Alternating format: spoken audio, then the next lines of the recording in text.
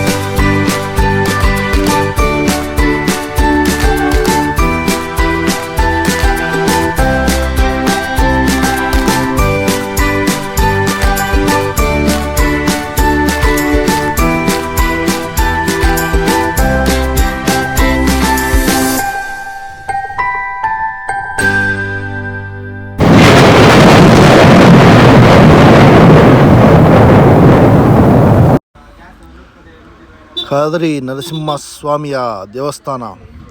ಭಕ್ತಾದಿಗಳು ತಮ್ಮ ಕಷ್ಟಗಳ ನಿವಾರಣೆಗಾಗಿ ಇಲ್ಲಿ ಪ್ರತಿಯೊಬ್ಬ ಭಕ್ತಾದಿಗಳು ಬಂದು ತಮ್ಮ ಕಷ್ಟಗಳನ್ನು ನಿವಾರಣೆ ಮಾಡಿಕೊಳ್ತಾರೆ.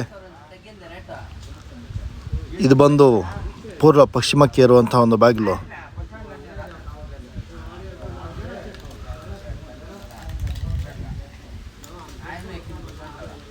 ಸುಮಾರು ಬೆಂಗಳೂರಿನಿಂದ 220 ಕಿಲೋಮೀಟರ್ ದೂರದಲ್ಲಿರುವಂತಹ ಖಾದ್ರಿ ನರಸಿಂಹಸ್ವಾಮಿಯ ಒಂದು ದೇವಸ್ಥಾನ.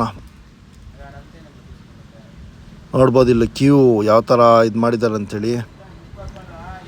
ಸೊ ಇತ್ತೀಚೆಗಷ್ಟೇ ಲಾಸ್ಟ್ ಟೈಮು ಏನು ಜಾತ್ರೆ ಆಗಿದೆ, ಇಲ್ಲಿ ಪ್ರಸಾದ ಸಿಗುತ್ತೆ. ಹಾಗೆ ಮನೆಯಲ್ಲಿ ಪ್ರಕ್ಷಾಳನೆ ಮಾಡೋಕ್ಕೆ ಒಳಗಡೆ ಸ್ವಾಮಿಯವರಿಗೆ ಅಭಿಷೇಕ ಮಾಡಿದಂಥ ಜಲ ಸಹ ಕೊಡಲಾಗುತ್ತೆ. ಯಾವುದೇ ರೀತಿಯ ಮಾಟಮಂತ್ರ ದೋಷ ಆಗಲಿ ಹಾಗೂ ಭೂತ ಪ್ರೇತ ದೋಷ ಇರುವಂಥವರು ಒಮ್ಮೆ ಬಂದಿಲ್ಲಿ ಸ್ವಾಮಿಯ ದರ್ಶನ ಮಾಡಿದ ತಕ್ಷಣ ತಮ್ಮ ಅಲ್ಲಿರುವಂಥ ಭೂತ ಪ್ರೇತ ಕಾಟ ನಿವಾರಣೆ ಆಗುತ್ತದೆ. ಸೊ ವಿಶ್ವವಿಖ್ಯಾತ ಅಂದರೆ ಪ್ರಪಂಚ ಪ್ರಸಿದ್ಧವಾದಂಥ ಕ್ಷೇತ್ರ ಇದು. ಅತ್ಯಂತ ಪುಣ್ಯಕ್ಷೇತ್ರ, ಪವಿತ್ರವಾದಂಥ ಕ್ಷೇತ್ರಗಳಲ್ಲಿ ಒಂದಾದಂಥ ಖಾದ್ರಿ ಹಾಗೂ ಖಾದ್ರಿ ನರಸಿಂಹಸ್ವಾಮಿಯ ಕ್ಷೇತ್ರ. ಖಾದ್ರಿ ನರಸಿಂಹಸ್ವಾಮಿ ಕ್ಷೇತ್ರ ಲಕ್ಷ್ಮೀ ಸಮೇತವಾಗಿ ಸ್ವಾಮಿಯವರು ನೆಲೆಸಿರುವಂಥ ಒಂದು ಪುಣ್ಯಕ್ಷೇತ್ರ ಇದು.